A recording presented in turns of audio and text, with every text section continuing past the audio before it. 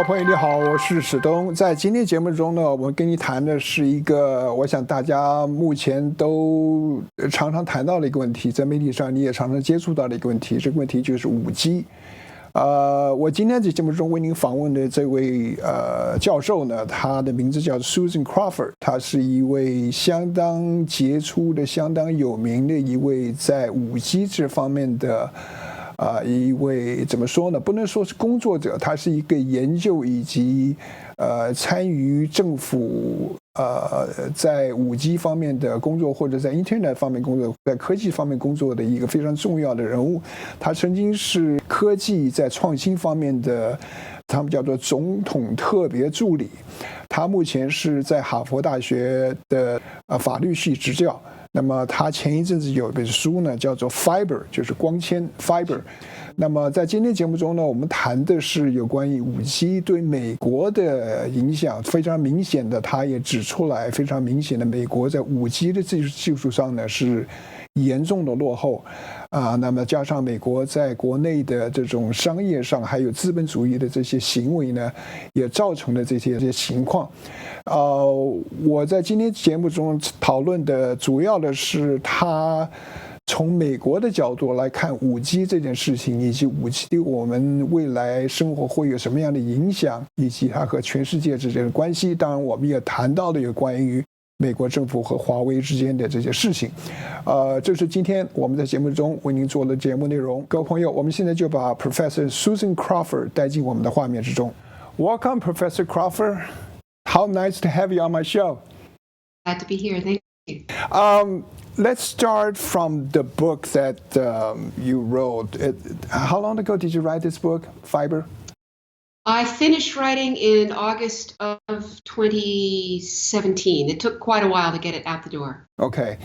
Could you take the opportunity to give us a little introduction for those who are not familiar with your book yet? Thanks. Well, Fiber is really the story of places around the world that have or are about to have a very high capacity connectivity made of fiber optic lines. It looks as if in the next few years, Asia will have 68% or more of the fiber optic plus advanced wireless marketplace, and the United States is predicted to have only about 11% of that market. And I was lucky enough to travel to Seoul and Japan and Singapore and interview people there about why it had happened in those countries and in Sweden, and why not in America. And the book tells the very human stories about the reasons why certain places in America have terrific fiber optic networks, but most of the country doesn't even know how far behind we are. So it's a book aimed at explaining this story to Americans and others in the world, and providing some courageous stories of ways we could fix the situation. Mm-hmm. You mentioned the book was written about 2 years ago. It was finished about 2 years, Okay. a year and a half ago, yeah. I was just wondering, in the last 2 years or in the past 2 years, has anything changed in your view? Well, I've learned much more about what China's doing, and the reports I read are that China plans to have 80% of its households connected to fiber optic in pretty short order, and that the Belt Road Initiative has a lot to do not just with physical infrastructure, but also with fiber optic and advanced wireless. So that's an angle that I wasn't as aware of when I finished writing the book, and it's an angle that very much interests me now. Everybody, especially if you're in Chinese, are talking about Huawei and the U.S. government issues. Put that in the context for us. What does it mean to you? Well, to me personally, I'm not sure it means much. The reason I wrote the book was to explain to people that 5G requires fiber, so that's the first step. Mm-hmm. You can't have this very advanced wireless without having fiber very close to you in neighborhoods and rural areas. The importance of the Chinese moves with Huawei are that the Huawei gear is a lot less expensive, and countries are adopting it all over the world. There is real risk from the U.S. point of view that those markets won't be open to U.S. companies. So there's an economic concern I know that the U.S. has voiced pretty strongly, but I think it's also a real look at these two empires at different points in their development. And China is really growing and investing in a way the United States isn't so much at this point. Why is the United States or didn't do the investing? Well, they did in the past. We're the country that built a tremendous transcontinental railway system. Our phone network was the envy of the world. I think for the last 40 years, we've fallen in love with the idea in the United States that government intervention or government involvement in economic policy is a bad idea. And it turns out that these very big steps, like high-speed rail or 5G or fiber, don't happen absent government involvement. And so you're seeing that in Asia and not seeing it in the United States. My understanding is that you were involved in the technology, innovation. And yes. Could you tell us a little bit, back then, did you see this 5G thing coming down? I did see high-capacity wired networks as a tremendously important economic and social issue for the United States. Even then, this was 2008, 2009. And I was involved in the stimulus program in 2009, which allocated a small amount of money, really $7 billion, for projects in the United States for high-speed internet access. And it is then that I began learning about the possibilities of fiber. And it is then that I began learning about the basically stagnant and uncompetitive market we have in the United States for internet access. Mm. And after I left the administration, I wrote a book called Captive Audience, which is about Comcast and its history and the consequences of its merger with NBCU. So that got me, working in the administration, got me very close to those issues, and I've continued to be extremely interested in them. It really is just like clean water or electricity. This is very basic stuff, and the United States is stuck at the moment and not able to do an upgrade to what is the world-class technology these days. As I mentioned to you before the show, I was reading one of your latest articles on your website regarding HBO and AT&T. It's really, to me, it's a scary stuff. Could you delve into that a little bit more for those audience who hasn't read your article yet, how you feel about this, especially what do you see the potential outcome? Is there any way to remedy that, knowing what's coming down the road? Well, so I write as a columnist for Wired magazine, and the big issue here is that what we used to think of as telephone companies like AT&T are actually now media companies, and are planning to have exclusive content that you will only be able to get if you are a subscriber to their service. Look, it's a response to the moves that we've seen in the last few weeks by Apple to itself be a huge purveyor of original content. Netflix, same deal. All three of these companies are investing enormous amounts of money in creating things that they believe people will want so badly to get that they will subscribe to their system and not to others. The problem is that without the idea of basically a commodity network that serves everyone and has great capacity, no matter what content is going over it, without that, we end up with just a series of islands of content and no ability to introduce new businesses, new forms of not just entertainment businesses. The buzzword for this is vertical integration. So something that was just delivering bits, like AT&T, becomes the creator of bits as well. And the risk is that interferes with other forms of new businesses that otherwise would be formed over AT&T's network. What does it mean in a 5G world? What you said? I can just see it coming. It's gonna multiply the power, the efforts from companies such as AT&T. Describe a picture for us. Well, left to their own devices, most of these infrastructure will create local monopolies because they want to avoid competition. So Verizon, for example, is making the most noise about 5G in the United States.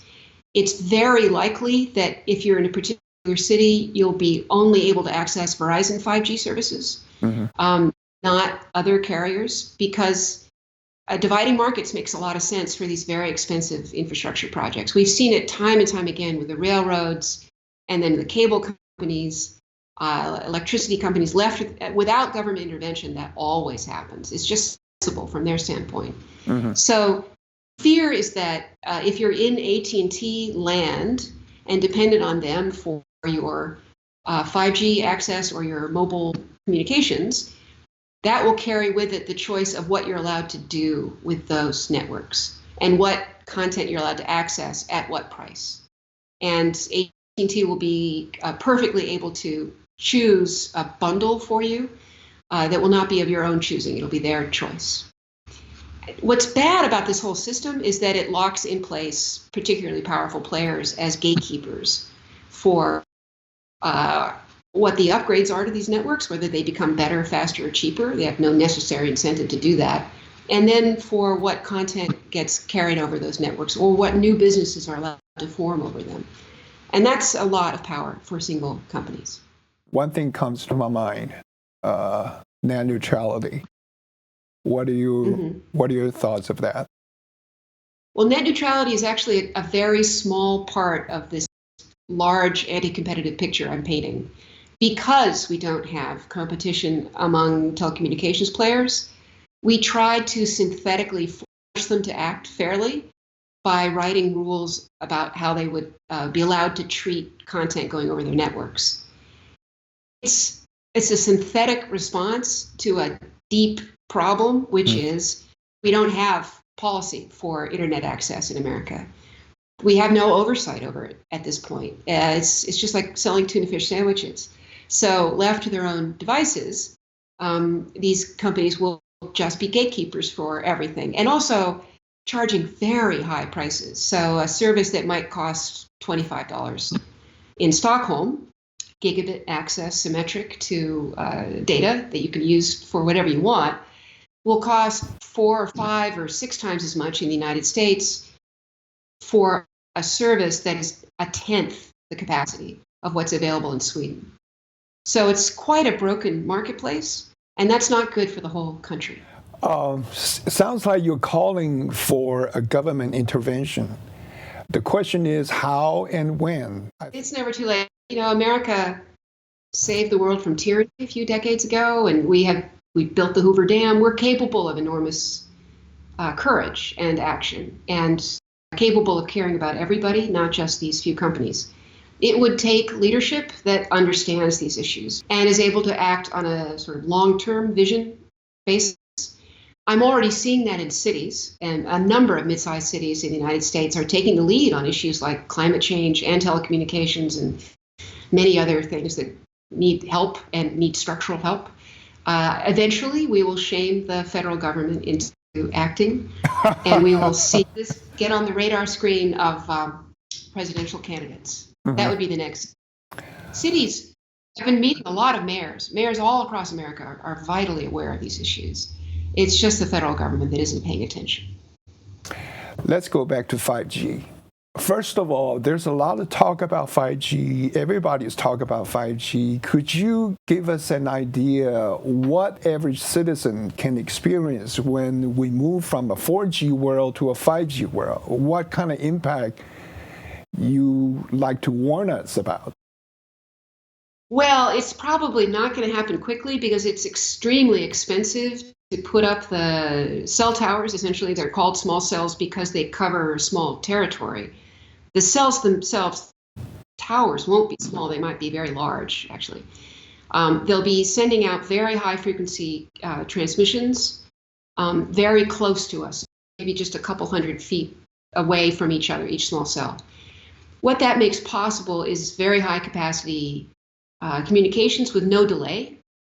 Right now, the business case for this is not clear to the companies that are building the infrastructure.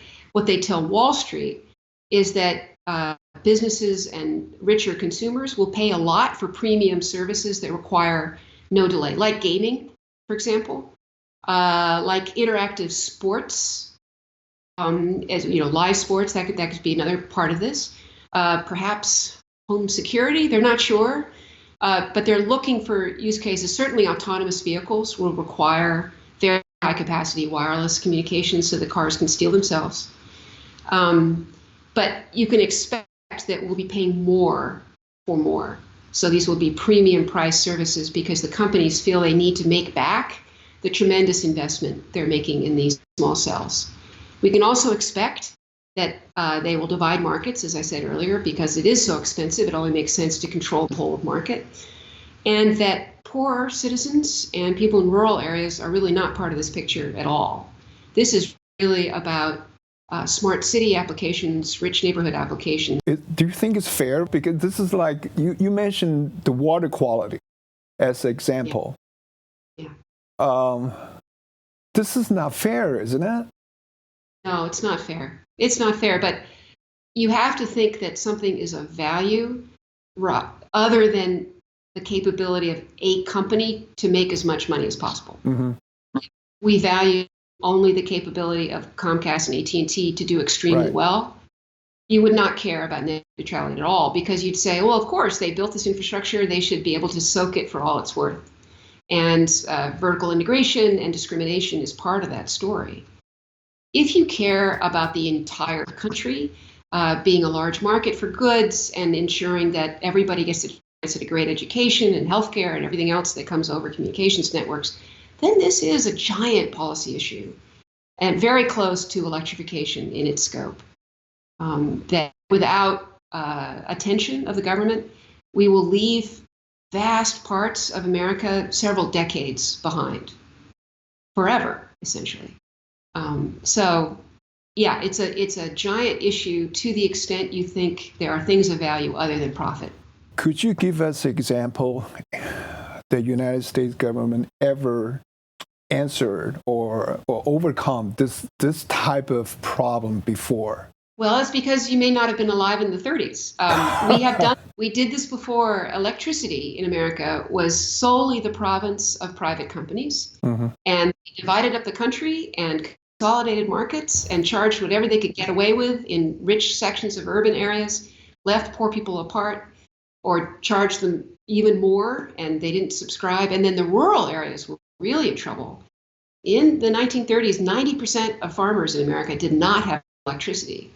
And so it took leadership from FDR and also the awareness of Americans that private industry doesn't necessarily bring public goods. The experience of the Depression, which was terrifying for a lot of people, that dramatic stock market crash, and the awareness that just building everything for profit actually was destroying the country, gave people a lot of trust in the notion that, of course, there should be federal involvement in electricity, and of course, everybody should have it.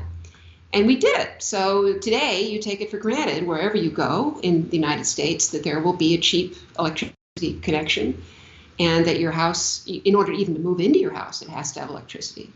That did not happen naturally. That happened because of government intervention. So it's the same story, and we're repeating it now for internet access, but we forgot the earlier lessons. So we have to relearn them. You know, with your kind of visibility and the exposure you have in the media and the book you write and the articles you write, I'm sure you have a very good sense of what the market or what the country is reacting to this situation. Could you tell us a little bit about that? Well, the country has so much to worry about that internet access is not always on the top 10 set of things. I can say that everybody I talk to about this story is deeply moved and touched and wishes they could do something about it. Every mayor seems to care about it.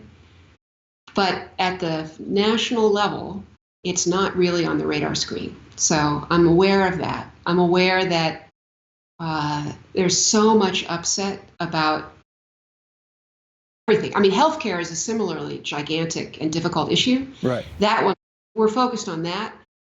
This fiber question is actually a subset of the healthcare question. If we had great communications networks, we would vastly lower our costs of healthcare and have a much more effective system.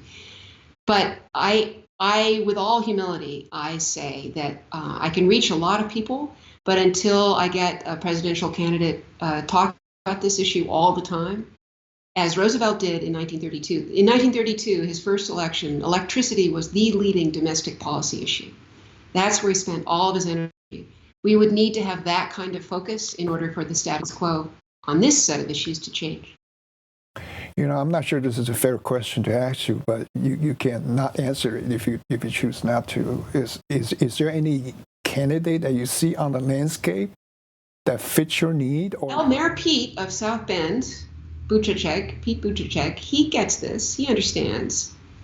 So far, Amy Klobuchar has talked about rural internet access, but nothing about the whole country's requirement. So it's really, Mayor Pete is basically my guy. Also, Jay Inslee is running governor of Washington State. He understands this as well.